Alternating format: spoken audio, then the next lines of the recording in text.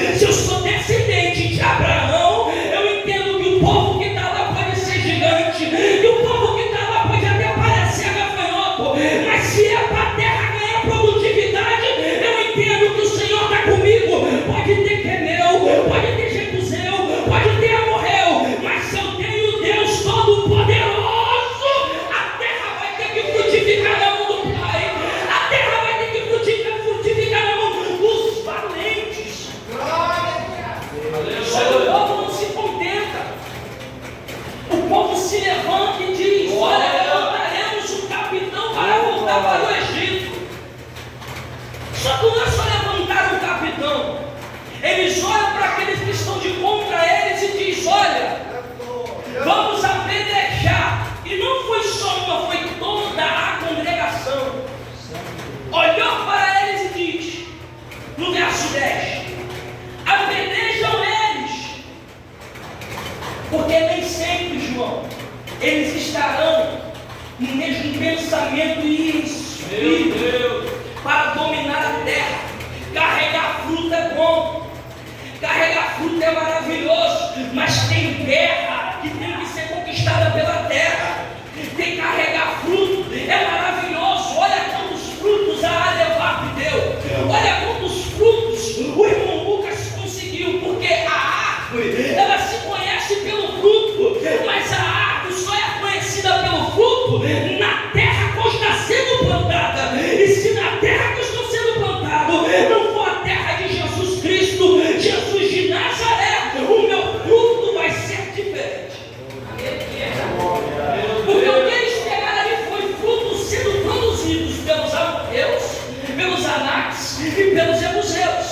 Há frutos que eu tenho que plantar para colher, há frutos que eu tenho que arar a terra para dar frutos bons. Então eles começam a entender e ver: olha, vamos atacar Josué e Caleb. Só que o que eles não esperam, Diácono Vitor, é que, como foi cantado aqui pelas nossas crianças, que é de joelho, Moisés sempre foi guiado a pedindo conselho para Deus. Então Moisés não manda eles irem de qualquer maneira. Ele sabe quem eles estão sendo mandados, ele sabe quem está mandando eles ir à terra. Então Moisés conhece cada um das 12 tribos e está dizendo: dos 10 eu já esperava, mas dos 2 são diferentes. Caleb e Josué, o que vocês viram? Verdadeiramente a terra é boa e o povo quer voltar para trás, mas calma aí, se a terra é nossa por herança, vamos dominá-la. Olha a diferença de quem crê e tem fé. É um encerramento da campanha que acrescentaram frutos para a Alevap ou para a tua vida. Só que nós temos que ter fé e dizer: a terra está até com eles, mas eu sou o general, eu sou de Cristo, eu vou ser guiado por ele. Aí a congregação se levanta e diz: vamos apedrejá-los, vamos matá-los. Só que o que eles não esperam é que quando se reúnem para apedrejar, Deus desce com a tua glória.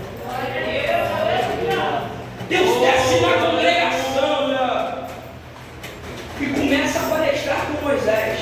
E Moisés começa a conversar com Deus sobre o povo. E o engraçado é que Deus, ele compra o barulho de Caleb e diz: olha, porém o meu servo Caleb, porquanto nele houve outro espírito e perseverou em seguir o espírito que está aqui. Não é o espírito com E maiúsculo, João. Não é o espírito concedido por Deus, é o espírito concedido já por Deus, só que o homem moldando. Então Deus observou em Caleb que o caráter dele era exemplar, que o espírito dele não era como os outros.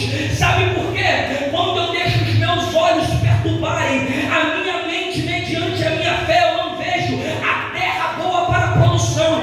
Mas quando eu vejo a terra com meu coração plantado na fé, os meus olhos vão ver coisas que ninguém viu, o meu coração vai sentir o que ninguém sentiu. Por quê? Porque os meus olhos não podem ver o que eu contemplo no natural. Olho de crente tem que contemplar o sobrenatural.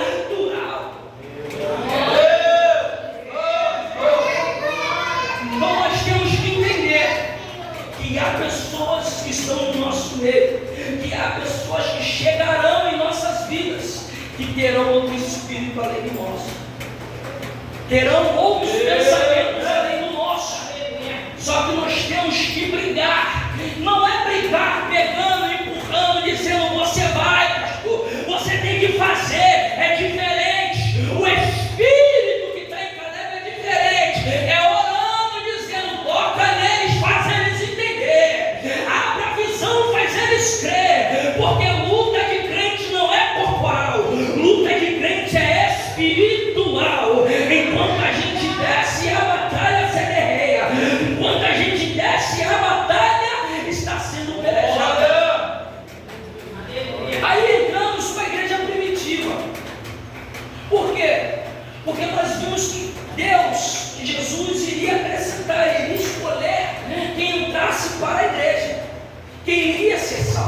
E qual é a diferença desses dois textos?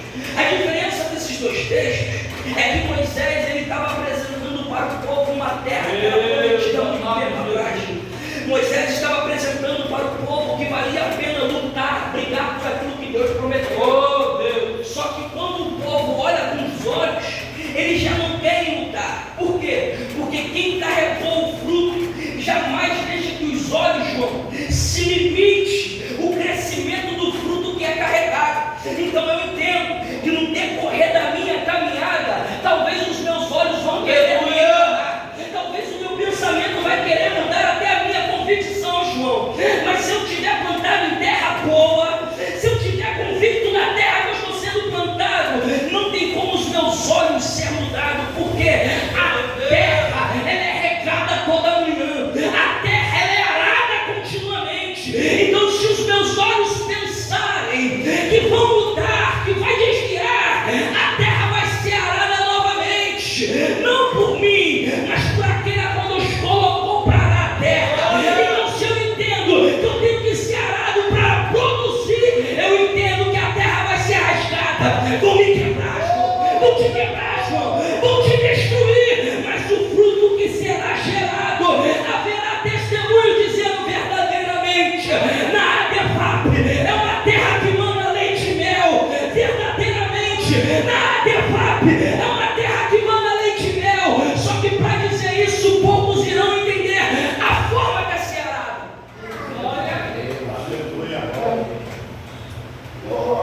Terra arada, muitas das vezes, é bicho que puxa para a terra ser rasgada. Terra arada, muitas das vezes, são animais que levam para a terra ser arada. Só que ninguém olha para a terra, todos olham para o arado. Olha como a terra foi arada, com o que? Com arada. Mas ninguém observa a terra, João. Ninguém lembra do adubo que foi jogado. Ninguém lembra da fonte de água que foi lançada. Ninguém lembra da semente que foi plantada. Mas passarão os céus e a terra, diz a palavra. E a palavra do Senhor, ela não volta vazia. Porque enquanto ela vai, enquanto está sendo plantada, é Deus que rega, João. São homens que chegam e plantam. Mas como diz a Bíblia, quem dá o crescimento é o Jeová, o Todo-Poderoso. Às vezes a terra que você está passando está te causando dor, bicho te empurra, bicho te maltrata, bicho até te oprime, mas ele não pode sentir a textura da terra passando na sua mente, ele não pode sentir a textura da terra passando no seu coração, porque só quem sabe o valor do fruto é aquele que carrega e aquele que planta. E quando ele sobe verdadeiramente, é precioso, vale a pena ser arado.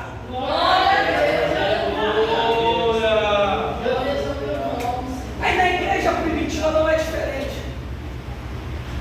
porque muitos deles foram moldados.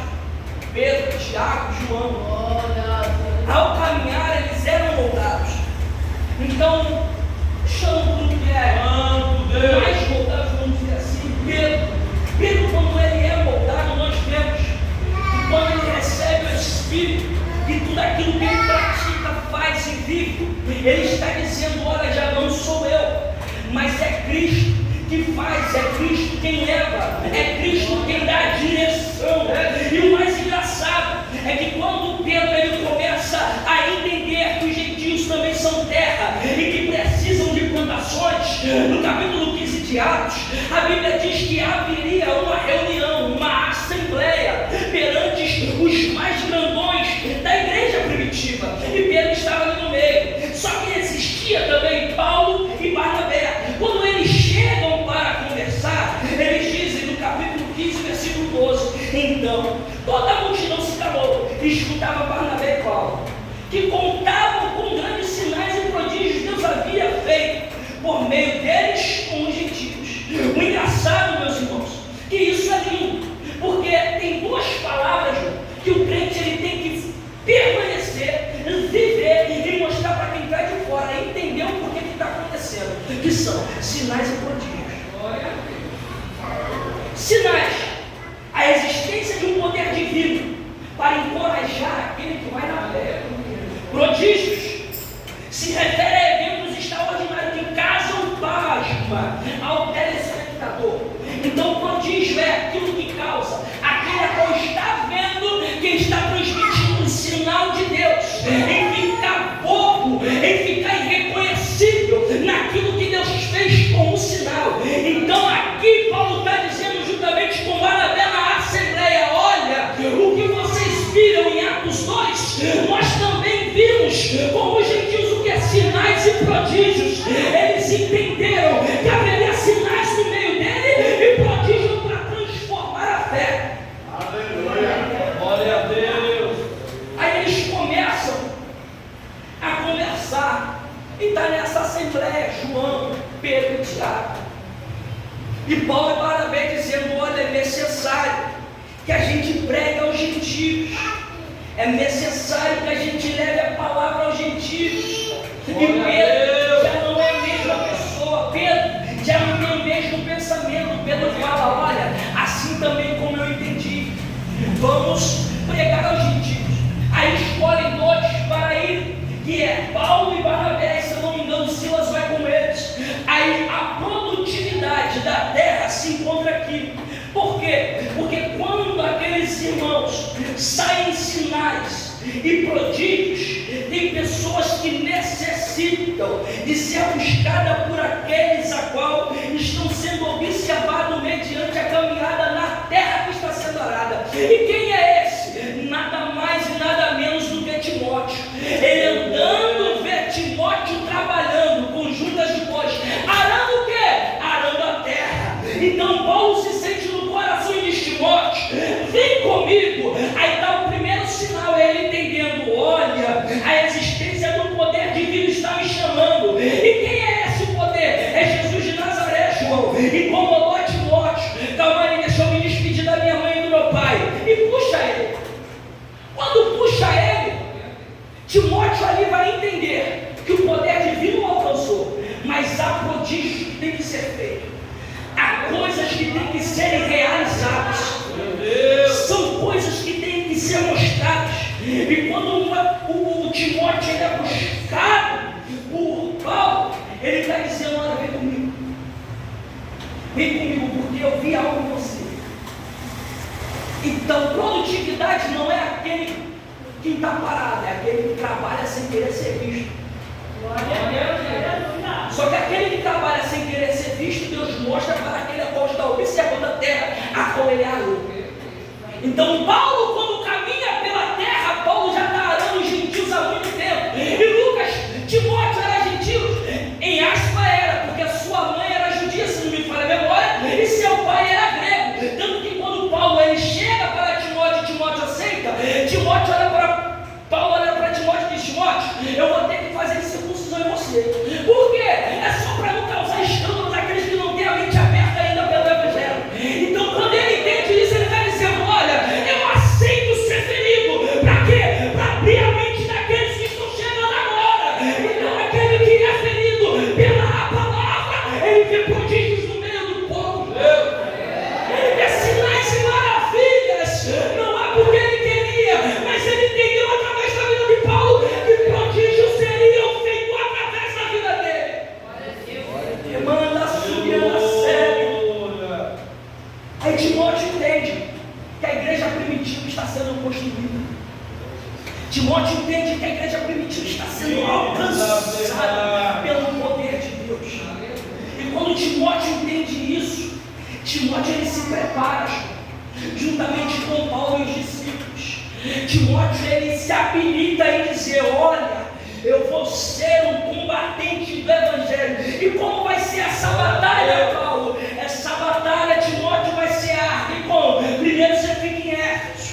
Para quê, Paulo? Para tomar conta de uma igreja que eu deixei aí. Opa, mas eu não sou menino. Mas calma aí, menino não entende da palavra. Mas aquele que é novo entende da palavra, Deus capacita para trabalhar. Então muitas das vezes não é idade, muitas das vezes não é performance, muitas das vezes não é o meu, mas é o céu se abrindo e mostrando a direção, dizendo: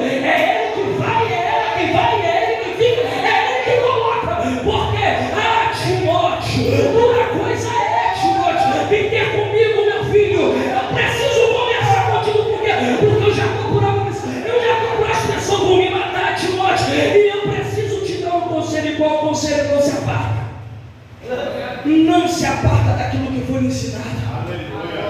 Não deixe mentir. Então eu entendo que a terra, quando ela é arada, levantarão pessoas que entenderão da visão que Deus está tendo, mas primeiro serão feridos. Então, quando eu entender que eu tenho que ser ferido para a igreja primitiva crescer, eu entendo que a minha ferida será necessária para o meu crescimento. Então eu entendo que para a DEVAP crescer, a terra tem que ser arada. Para a DEVAP dar crescimento, gerar sinais e prodígios, pessoas terão que se permitir sangrar, diácono Vitor. Pessoas terão que se permitir ser doído, ser pisado, ser maltratado para a terra dar bom fruto.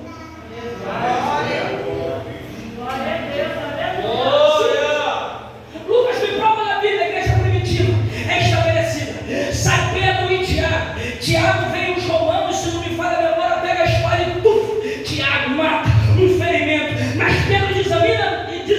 Não. Pedro é preso, mas mesmo com as armadilhas romanas, sendo preso os seus dois braços, sendo preso as suas pernas, sendo preso o seu pescoço, ele entra em um profundo sono, porque é ele dizendo: eu fui ferido, mas tem igreja orando. Eu fui maltratado, mas tem igreja orando. E qual é o resultado? Pedro, bota cá!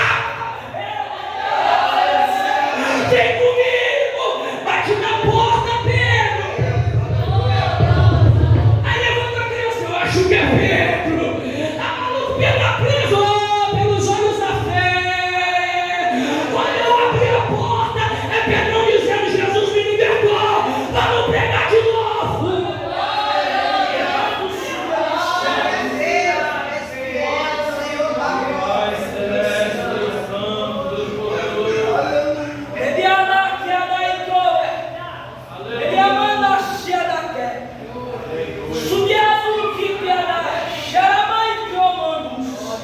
Enquanto Pedro estava preso, ele não se preocupou por aquilo que a igreja havia de fazer. Sabe por quê? Quando ele ensina pessoas a arar a terra corretamente. Eu não vou falar do pastor, o pastor já falei demais, vou falar de Jesus. Quando Jesus ensina pessoas a arar a terra corretamente, ele não precisa estar num lugar para a obra andar corretamente. Então Pedro, mesmo preso em outro lugar, ele está observando e dizendo: eu sei que eu ensinei, eu sei quem eu instruí, seja no Caju, ou seja em outro país, seja no Rio ou em outro estado, a obra vai dar continuidade, porque eu sei quem arou a terra comigo, eu sei quem foi ferido comigo. É eu entendendo o valor do fruto, João. A terra eu já coloquei, o fruto vai ser gerado, e quando sair, o povo vai ter que viver verdadeiramente. É leite e mel daquele lugar. Por quê? Não porque a água seja diferente, mas a água vindo diretamente de Cristo, João. Aquele que prova já não quer mais voltar, aquele que bebe já não quer mais sair, porque a água é fresca, não tem repetições, não tem YouTube para copiar. Enquanto é buscado no joelho, a batalha é travada. Enquanto é buscado na palavra, a gente é ferido, mas a igreja parece.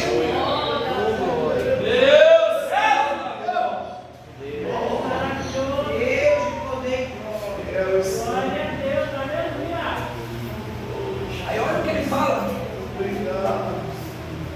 em Atos capítulo 4, versículo 30. Enquanto estendes a mão para curar e para que se faça sinais e prodígios, olha aqui, pelo nome do Filho do Espírito Santo, pelo nome do Filho de Jesus, e tendo eles orado, moveu-se o lugar em que estavam reunidos, e todos foram cheios do Espírito Santo e anunciavam com ousadia a palavra de Deus. Sabe o que é isso? É eu entender que eu tenho que buscar para ter sinais, eu tenho que buscar para que prodígios aconteçam na ADEVAP. Essa campanha não foi somente para a gente ver pessoas entrando por essa porta e a nossa casa ser liberta. Essa campanha, agora eu entendi a mensagem que Deus me deu, é para que a terra seja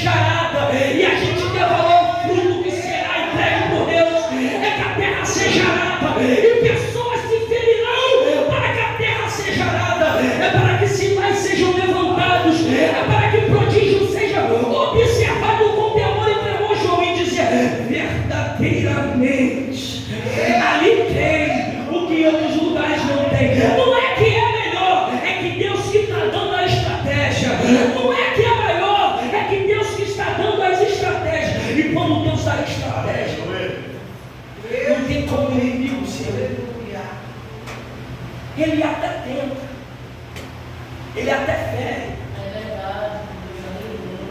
Mas quando eu entendo que a ferida do Glória a Deus, não tem nada a ver comigo, foi pelo Evangelho, eu já olho o jogo dos outros olhos. E aquele que é ferido pelo Evangelho não necessita de ninguém ficar mandando mensagem como você está. Não necessita de ninguém ficar se preocupando como é que está a sua vida. Não, quando eu sou ferido pelo Evangelho, eu entendo e digo, foi pelo Evangelho, não precisa se preocupar não, fica tranquilo. Quando eu entendo que as dores estão começando a se reunir, que o sono está se apertando perante a madrugada, eu estou entendendo, é pelo Evangelho, fica tranquilo. Quando eu entendo que a contenda na minha casa chega, eu entendo e digo, é pelo Evangelho, fica tranquilo. E qual é a estratégia, meu filho? É que nem empreendedor jogando GTA, vai no macete qual é? É de joelho que se quebra todas as cadeias, é de joelhos que tira tudo aquilo que o inimigo é simples. Somos arados todos os dias, somos levados todas as vezes, mas essa campanha teve começo, meio, só que não teve fim. Mas encerramento não é hoje, Lucas, só que eu nunca vi terra que dá árvore e gera fruto ter final. Eu entendo que Cristo não tem final, Ele voltará. E quais serão os frutos? Mudança de caráter, e haverá outro Espírito diante dos nossos corações em dizer: a terra é boa e eu luto por ela, a terra é boa e eu vou alcançar ela. Passa-se o tempo que for, eu ainda vou ouvir verdadeiramente. Olha aqui, o meu fôlego ainda continua de anos atrás, Josué. Eu ainda boto a espada na manhã e digo: vamos enfrentar qualquer terra, porque é pelo Senhor. Não é questão de idade, não é questão de homem ou mulher, pode ser velho, pode ser criança. É eu entender que quando a espada está na bainha, é para ir contra o inimigo, é para matar quem está tentando. glória a Deus. Então, quando eu entendo isso, eu entendi o que Cristo tem comigo e para o ministério. Quando eu entendo isso, eu consigo perceber o que a igreja primitiva passou. Não é que a gente vai fazer da mesma forma. A mente se abriu, gente. Já não trabalha da mesma maneira.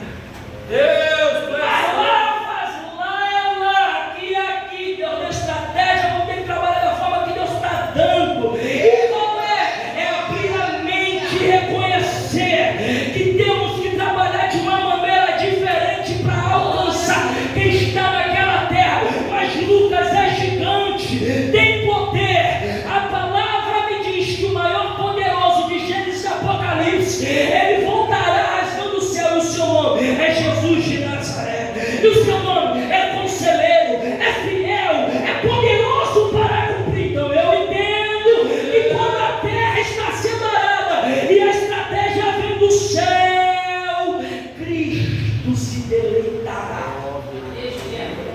com os frutos que nós apresentaremos para Ele. aleluia.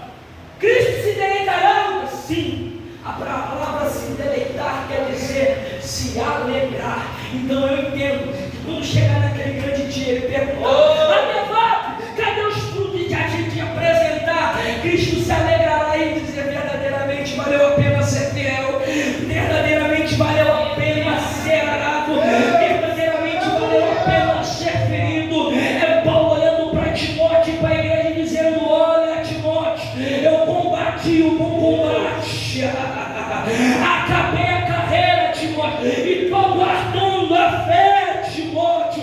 É Timóteo observando e dizendo: olha, vai ter momentos que Paulo não vai estar do nosso lado, Diácono Victor, vai ter momentos, Pedrão, que Jesus não vai estar do teu lado, mas haverá momentos que Cristo estará do nosso lado, nos dando estratégia, nos dando caminho, nos dando direção e dizer: há prodígios e sinais para serem feitos. Essa é a minha oportunidade. Glória a Deus.